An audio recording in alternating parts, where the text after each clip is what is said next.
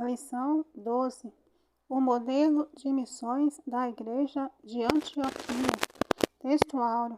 E servindo eles ao Senhor e jejuando, disse o Espírito Santo: Apartai-me a Barnabé e a Saulo, para a obra que eu os tenho chamado. Atos 13, verso 2. Verdade prática. A ação do Espírito Santo é a garantia do sucesso de toda a obra missionária.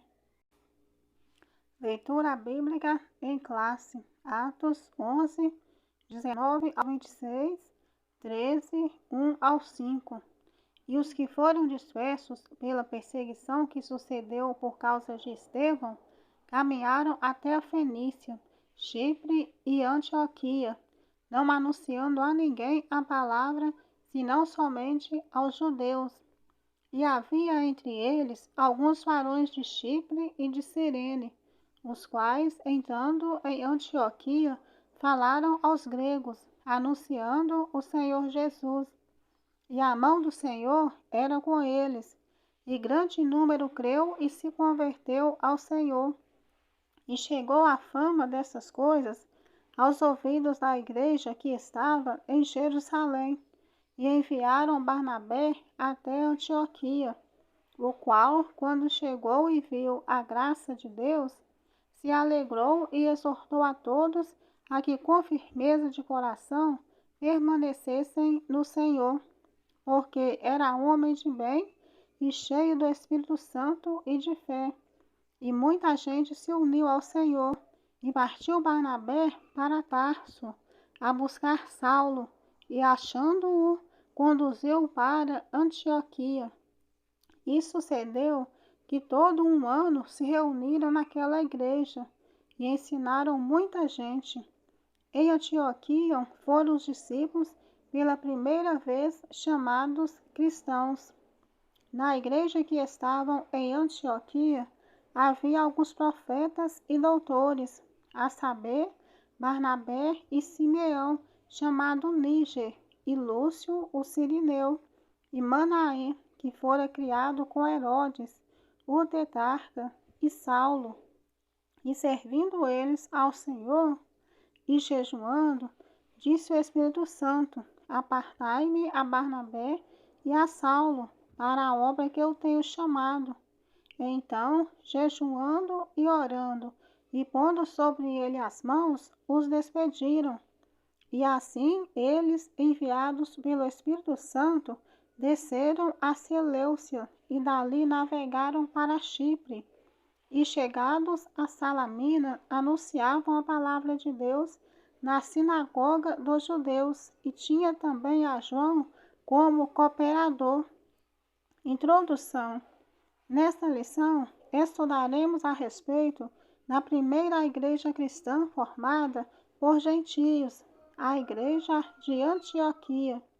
Veremos a sua fundação, a formação, sua vida ministerial e de comunhão, como foram os resultados produzidos da prática missionária da igreja.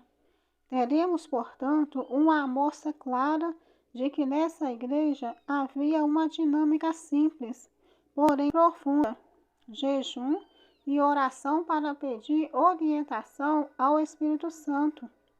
Jejum e oração para executar a orientação do Espírito Santo. Fazer missões, uma prática missionária na dependência do Espírito Santo. Primeiro ponto: a igreja de Antioquia. Natureza e características. Antioquia da Síria. Antioquia da Síria era conhecida como a rainha do Oriente. A cidade tinha uma população estimada de 500.000 habitantes. Era constituída de diversas nacionalidades e por isso dizia-se ser possível conhecer os costumes do mundo inteiro, pela mistura de povos que frequentavam suas praças. Não por acaso, essa cidade tornou-se a segunda capital do cristianismo, depois de Jerusalém, e a sede de missões da igreja cristã. Por Por isso, o evangelista Lucas altera o foco de sua narrativa, outrora centralizada em Jerusalém, para o ministério aos gentios. A igreja em Antioquia, após a perseguição que sucedeu por causa da morte de Estevão, que fez os membros da igreja de Jerusalém se dispersarem para a Judéia e Samaria, o Espírito Santo dirigiu os passos dos primeiros cristãos dispersos para os confins da terra, chegando, portanto, a Antioquia da Síria. Nessa cidade, após uma série de conversões, ocorreu a fundação da Igreja Gentílica.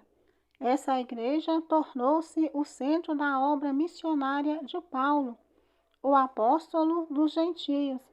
É importante ressaltar que havia apenas duas cidades mais importantes do que a Antioquia da Síria, Roma e Alexandria. Portanto, o evangelho pregado a partir de Antioquia para outras regiões do mundo era espiritualmente estratégico. Uma obra de leigos. Não foram os apóstolos ou obreiros, mas os leigos, os discípulos e os crentes em geral, outrora dispersos por causa da perseguição em Jerusalém, que anunciaram o evangelho aos gentios e, consequentemente, fundaram a igreja em Antioquia. Por causa do anúncio do evangelho, a mão do Senhor estava sobre os crentes dispersos, o que fez com que muita gente se convertesse a Cristo. Essa notícia chegou a Jerusalém a ponto de os apóstolos enviarem Barnabé para verificar de perto o que estava acontecendo. Barnabé viajou mais de 400 quilômetros de Jerusalém até Antioquia. Ao chegar à cidade, ele se alegrou ao constatar que a graça de Deus havia alcançado muita gente e exortou a todos que permanecessem firmes no Senhor. Nessa oportunidade, pela primeira vez, os discípulos da igreja em Antioquia foram chamados de cristãos. Segundo ponto, uma igreja missionária em ação. Havia alguns profetas e doutores. A igreja em Antioquia tinha uma boa liderança, exercendo a vocação. Nessa igreja, Deus estabeleceu profetas e doutores. Os profetas eram pessoas que exerciam o dom de transmitir mensagem de Deus, sob inspiração do Espírito Santo. Os doutores ou mestres eram cheios do Espírito Santo e ensinavam a palavra com autoridade e sabedoria do alto. Não eram, portanto, homens orgulhosos e cheios de sabedoria meramente humana. Uma liderança servidora. A liderança da igreja de Antioquia era constituída sem barreiras raciais ou espirituais. Por exemplo, Barnabé era consolador e misericordioso. Simeão era negro africano. Lúcio era sirineu e africano. Manaém, irmão de criação ou de leite de Herodes, o tetrarca Herodes Antipas, que matou João Batista. Saulo era fariseu, ex-perseguidor da igreja.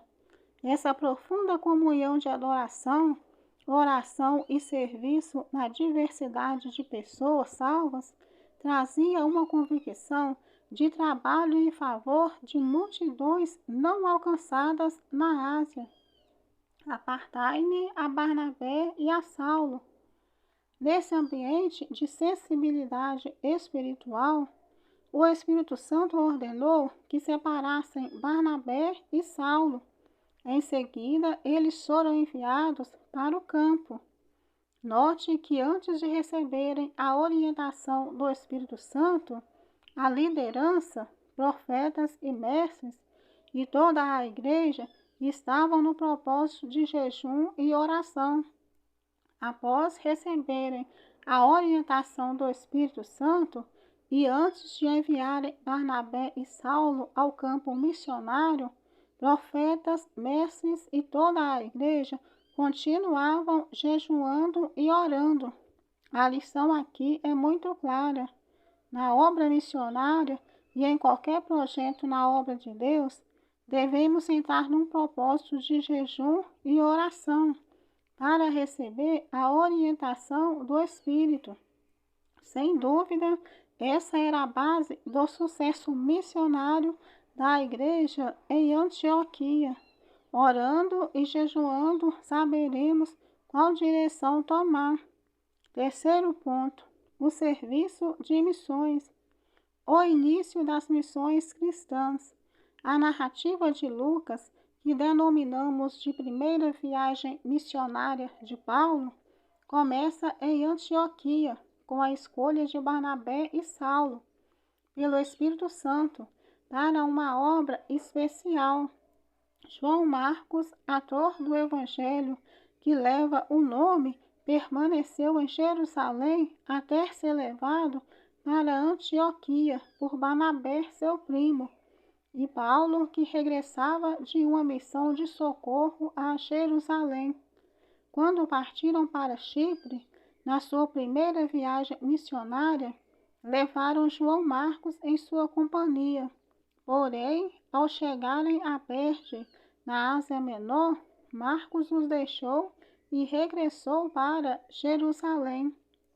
Roteiro da viagem e atividades missionárias, onde a atividade deles foi desenvolvida.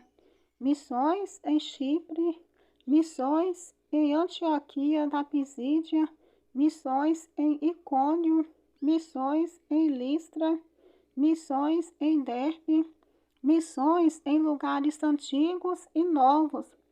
Regresso à Antioquia da Síria. Basicamente, nessas regiões, a obra missionária foi caracterizada por uma variedade de estratégias de evangelização, visitas a cidades e países em que o Evangelho não havia chegado, perseguição e oposição ao Evangelho, batismo no Espírito Santo, separação de líderes para a igreja plantadas, contatos e revisões das igrejas plantadas e muitas outras atividades. Havendo cumprido essas e outras tarefas, os missionários voltaram a Antioquia da Síria, cheios de alegria, ansiosos para contar o que Deus havia feito entre os gentios. Eles poderiam dizer de sã consciência: missão cumprida. Prestando contas, ao final de cada uma das viagens missionárias, Paulo e sua equipe prestavam contas à igreja que os havia recomendado. Paulo e a equipe que estava com ele evidenciaram a manifestação do poder de Deus na primeira viagem missionária. Muitos gentios e judeus creram e aceitaram Jesus como Salvador. Muitas igrejas foram fundadas, curas divinas e libertação ocorreram. A obra do Espírito Santo foi notória nessa jornada missionária. Assim, o grande legado missionário deixado pela igreja de Antioquia foi a porta da fé que Deus abriu aos gentios. Aqui aprendemos algumas lições preciosas. Primeira, a ideia missionária independente, que responde somente ao Senhor. Segundo, teremos oposição e obstáculos na obra missionária, mas também teremos resultados que glorificarão o Senhor que nos chamou. E, finalmente, não esqueça que na obra missionária, quem leva a preciosa semente andando e chorando, voltará sem dúvida com alegria, trazendo consigo os seus molhos. Conclusão: à luz desta lição, podemos afirmar que a igreja cristã cumpre o seu propósito quando a cultura de missões faz parte da sua rotina. Uma das provas de que o Espírito Santo age na igreja é o investimento em missões. Assim, é a nossa tarefa de evangelizar, participar dos projetos missionários de nossa igreja local, orar e jejuar por missões, contribuir e se colocar à disposição para ir ao encontro de quem precisa ouvir de Jesus. Quando o Espírito Santo encontra pessoas despojadas e sedentas por almas, ele as capacita com talentos e dons espirituais para que se lancem inteiramente na mais sublime missão, ganhar vidas para o reino de Deus. Esse foi mais um resumão ABD aqui do Esperança. Esperança contigo, proclamando juntos o reino de Deus.